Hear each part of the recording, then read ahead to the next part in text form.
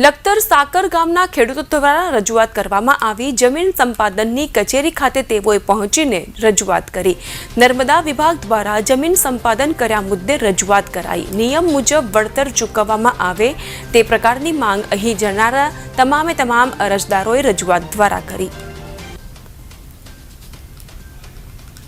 લખતર તાલુકાના સાકર ગામમાં નર્મદા કેનાલ માટે 2010-11માં જમીન સંપાદન થયેલી। એ વળતર તો એમને જમીન સંપાદનનું વળતર તો ઓલરેડી જે તે સમયે ચૂકવાઈ ગયેલું છે તમામ ખાતેદારોને, પણ એ વળતર ઓછું મળ્યું હતું એના માટે એ લોકો કોર્ટમાં ગયેલા અને કોર્ટનો ચુકાદો આવેલો। 4 જણા કોર્ટમાં ગયા હતા, એમાંથી 45 ખાતેદાર હતા, એમાંથી 4 જણા કોર્ટમાં ગયા હતા, 4 ખાતેદાર। એમને કોર્ટે વળતર વધારી દીધું, એ લોકોને પેમેન્ટ થઈ ગયું છે, એટલે 49માંથી જે 45 ખાતેદાર બાકી રહ્યા એની માગણી એવી છે કે અમને આ કોર્ટના ચુકાદા મુજબ અમને પણ વળતર મળવું જોઈએ, અને એ લોકોએ અહીંયા વધુ વળતર માટે અરજી કરેલી છે અને એની પ્રક્રિયા ચાલુ છે। અમુક વહીવટી પ્રક્રિયામાં એમના ડોક્યુમેન્ટને એ બધું મેળવવાનું અધૂરું છે।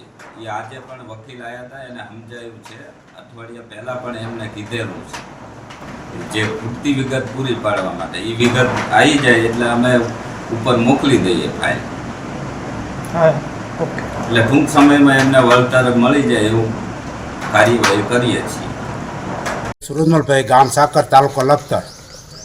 અમારે જમીન સંપાદન થઈ લગભગ 2008-9માં, પછી અમારે વળતર ઓછું મળ્યું એટલે અમે વાંધા સાથે તે વખતે ચેક સ્વીકારેલ। પછી અમે કોર્ટમાં ગયા અને કોર્ટમાં અમે 4 જણા લડ્યા હતા, અને અમારે પછી 4 જણા લડ્યા એટલે 2019માં અમને એમને એવોર્ડ કરી અને અમે સ્વીકારી લીધો કે ભાઈ જે આવે એ અમે ખેડૂતો લેવા તૈયાર છીએ।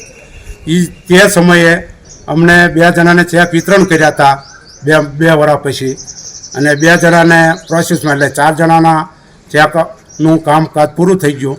પણ એ સિવાય 49 જે ખેડૂતો છે મારી સાથે, એમને જે ચૂકવણું થયું નથી, અને અવારનવાર અમે અહીં ઓફિસે આવી છીએ એટલે એવું જણાવવામાં આવે છે કે જે સાહેબ હતા એમની બદલી થઈ જશે, એટલે ફાઇલો પાછા ફરીને ખોળે છે અને એમાં ગમે ફૂલ કાઢી અને અમારા ધક્કા થાય છે, ધરમ ધક્કા।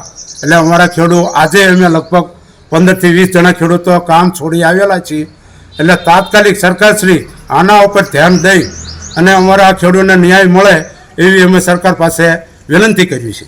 બરાબર।